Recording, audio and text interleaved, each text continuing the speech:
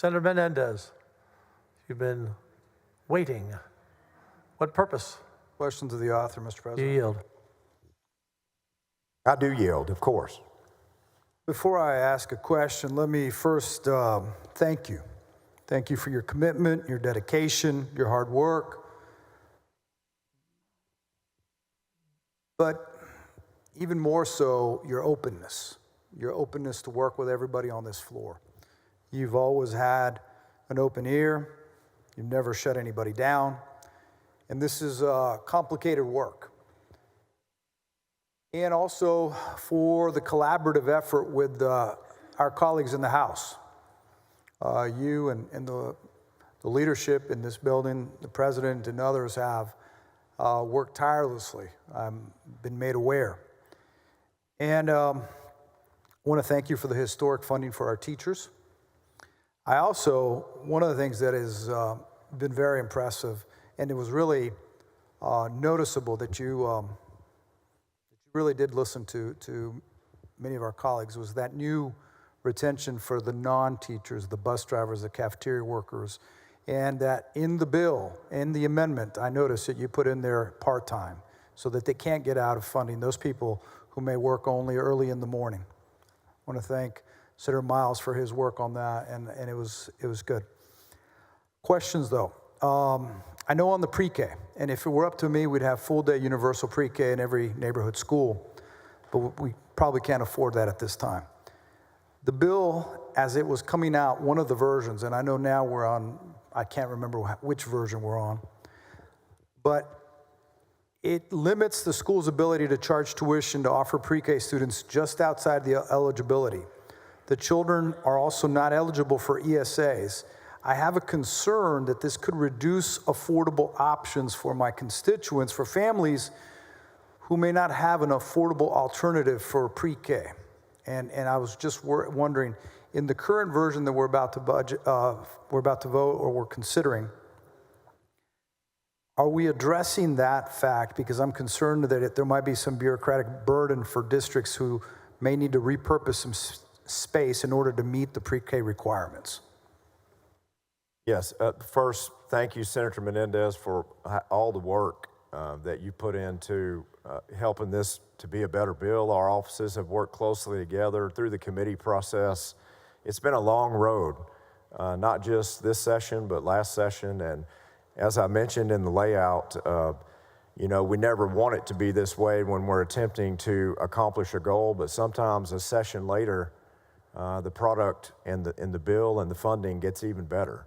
And we're there. On this subject, you and I both have also had some discussions that we've passed some pre-K policies in the past where school districts have put those policies into place to help those kids that need help the most. But in many situations, about half the funding was there. Right. And we're coming through with this legislation to help shore quite a bit of that up to fill that gap and make sure the kids we intend to serve are served, and there's not an undue burden on the districts to be able to do so. You mentioned tuition. Correct. And the change to tuition-based pre-K in the 2027 and 2028 school year after next session, school districts that want to change tuition for pre-K to students who are not entitled to full-day pre-K, they have to work with a pre-K intermediary to verify that there are no eligible pre-K partners in the district. And that's a key change to the bill, but again, it doesn't kick in, that provision doesn't trigger until after we're in session, next session. And we'll also be able to revisit that if there are some consequences that we're advised from the districts that are untenable. I believe that's responsible policy to follow. I think we have to make some adjustments and recalibrate as we continue this path with, I believe we passed the significant pre-K legislation maybe in 17 or 19. Right. I believe it was right in between one of those two sessions, and each session we continue to make changes. I appreciate that. I think for me, it would be, I mean, with all the improvements that you've made to pre-K, it would be disheartening if our constituents couldn't access affordable if the school's already running it and they have space for them to be able to access that. I want to thank you for the special education evaluation reimbursement increase, the transportation reimbursement for sped ed. I wanted to ask you, did the retired teacher rehire support, is it still in the bill? That policy's within the allotment, correct? Yeah, the new allotment. Okay. But we also had that policy traveling in separate legislation that I think you're thinking of, because we had that in committee also. Yes. And it was traveling as well, but this new allotment that we've put forward will accommodate that. And I think that's one of my concerns, because I understand that your bill has a prevailing clause that would supersede any legislation that we pass, and I'm concerned about if there was any confusion and we were expecting a different bill to handle that, like the rehire support, or for example, the portion of the bill that our parents with students with disabilities they need to be made aware of placement opportunities, where we found out, we heard in committee that sometimes those opportunities come too late and they're not being told about them. And we heard the bill, House Bill 1188, the Hanley Act, and we all supported it, we voted it out. One of my concerns is that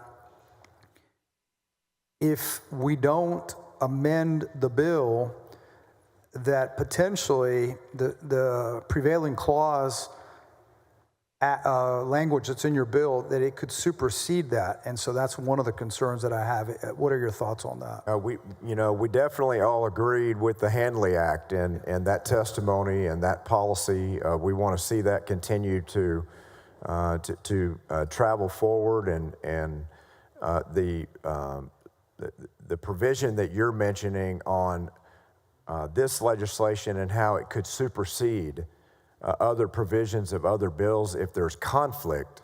Okay. That is typical in these big school finance bills, because there are so many different education bills traveling through the session that having a governing provision like that would reconcile in the law any conflicts of law that could possibly make it through. Right. I don't see that particular conflict here, assuming that that separate bill that you're talking about, the Hanley Act, that it continues to travel, which we supported it, and we are continuing to allow that to move. But if you want to work with us directly on that, well, the good news, Mr. Chairman, is that the Hanley Act was signed by the governor into law. So I guess it's already done. It's done. Yeah. The drafters, though, were, as I talked to the drafters about this situation, they felt that, and Disability Rights Texas felt that, working with TEA, they needed some rulemaking authority to clarify the definition of at-risk moving placement. That was one of the concerns that I have, and so I was going to try to present an amendment for that to make sure it's a no-cost amendment.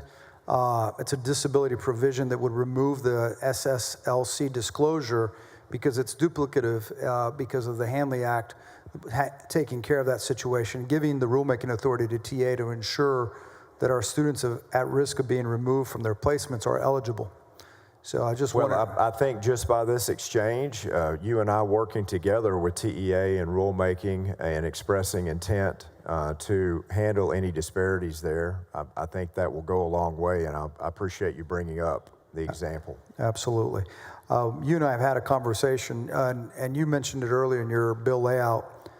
I think you said 50-something% of the teachers that have been hired recently are uncertified. That's correct.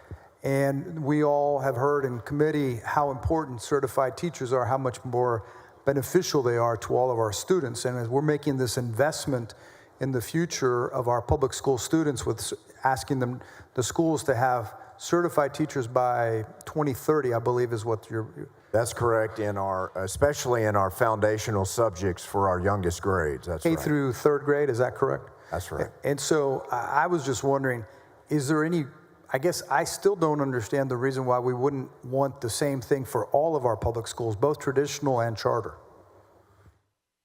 Well, yes, we've had those conversations, of course, in committee, and right now, even though we're dealing with big dollars, we're dealing with still scarcity of dollars, and we're driving as many dollars as we possibly can to our traditional public schools with the highest of priority.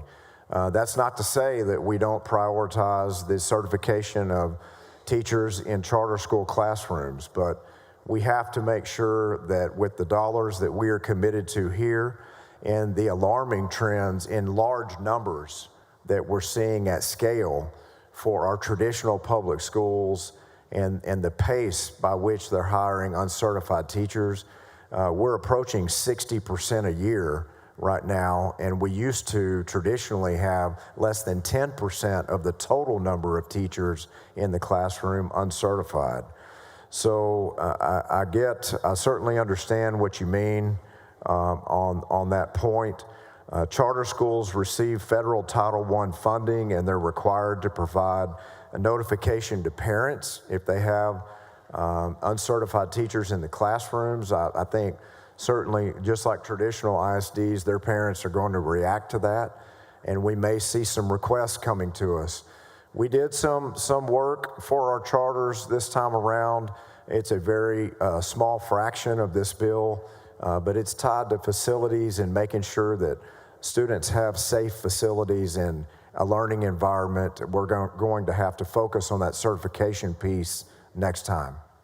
And I appreciate that. So basically, if I hear you correctly, we're appropriately concerned that our traditional public schools are hiring too many uncertified teachers. We want to change that. You've put money to help them grow their own or certify their teachers.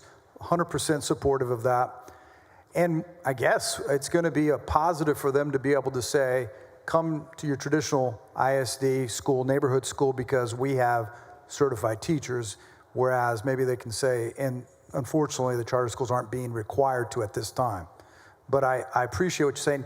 And as far as the facilities funding, we addressed in the past the fact that any taxpayer dollars that go towards facility fundings, those buildings would be owned by the taxpayers, correctly? They wouldn't be owned by a corporation or the charter school. I think we've got belt and suspenders on that, right? There's many situations where our charters, where their facilities are owned by nonprofits. There's many different structures and creative ways that they try to accomplish what a public school could accomplish. Of course, in many situations, it's just not the same because they don't, have elected boards. They don't all have the ability to go out for a bond election. There are just different types of requirements on charters. For instance, the one I brought up in committee, of course, which is if they fail 3 years in a row, they close. So there are different incentives on a charter school to, for instance, make sure they have certified teachers hired, because they've got to perform in a 36-month time frame in a manner that makes sure they're not receiving poor accountability ratings, or they shut down, and they shut down permanently. We're always talking about charters trading more flexibility for more accountability. But again, without elected boards, without the ability for many of them, most of them, to go out for bonds, with that trigger mechanism where if they fail 3 years in a row, they close, there's just a lack of parity on a two-way street in many situations. And when we start talking about parity, we might have to go the other direction on some parity that we don't want for our traditional publics. You know what I mean? Well, I guess the reason I bring it up is in San Antonio recently, our school districts have to close about 29 campuses for a lack of students. Concern is that if we're putting more public tax dollars into building new buildings into a community that's already closing buildings, it may not be the most efficient way to deliver public education with limited resources. And so that's my concern, especially when Commissioner Morath just recently had to close a charter school, and we get stuck with then the buildings and then potentially the debt as well. It's a great point, and I think it's fluid. I think with the changing landscape in public education today, exactly the impact that you're talking about on consequences. We have many different types of learning environments and entities that educate children looking at some of those very buildings that public schools have had to close and approaching for some sort of a contractual arrangement to repurpose them for compensation. There's just day in and day out, and more as we progress through this growth compounded in Texas, there's a lack of available properties for those types of entities to go find. It's certainly less efficient to start the permitting process from the ground up in the construction process. I think we're going to see a changing landscape there where traditional ISDs might even have opportunities with some of those closed properties. I hope so. One of the things that's so special about this bill is the way you've directed money into the classroom, into everyone that makes the school run. And in the process, with even as much money as has been allocated, and it's significant, I mean, one of the largest historic, as you've mentioned, it still doesn't seem like, like if we're not smart about it, as we go ongoing, we could find ourselves with almost two similar systems, duplicative systems, and that could put a huge strain on our budget. And I'll drop it for now, but that's a concern. Well, those strategies are important that you mentioned. We are certainly driving towards specific outcomes based on the data that we're seeing.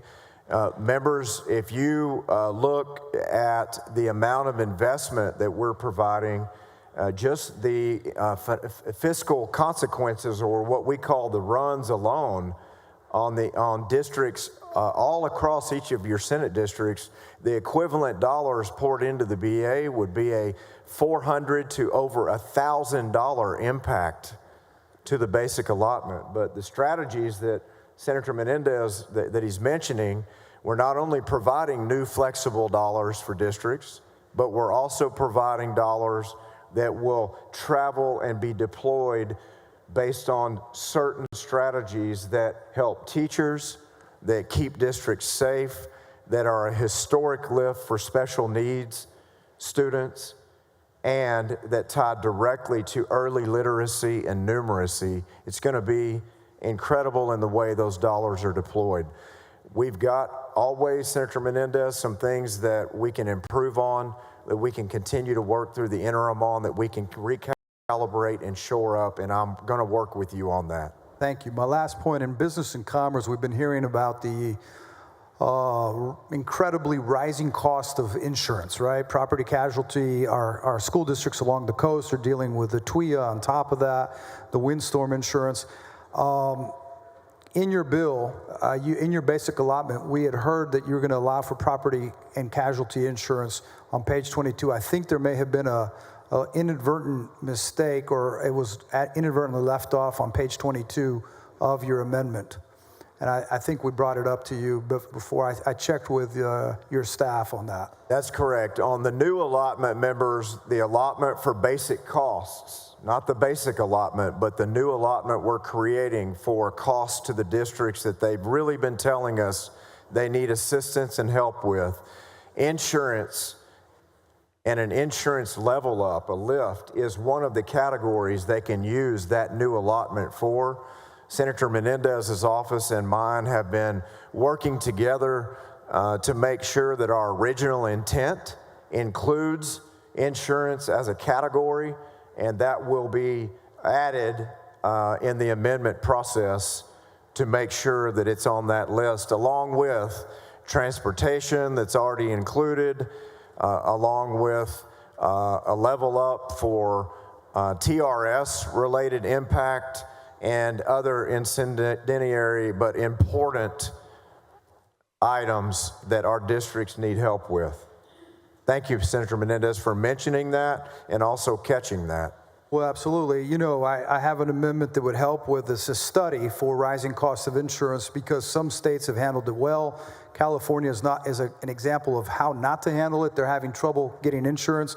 Florida has an example of how they did handle it well with their insurance. And so I'd love to see us adopt a study for health and property insurance cost, and we can talk about that later.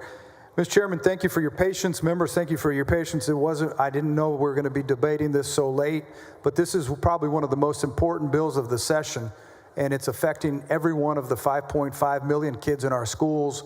And so I appreciate you indulging me in the questions. Thank you. Thank you, Always. Thank you, Senator Menendez.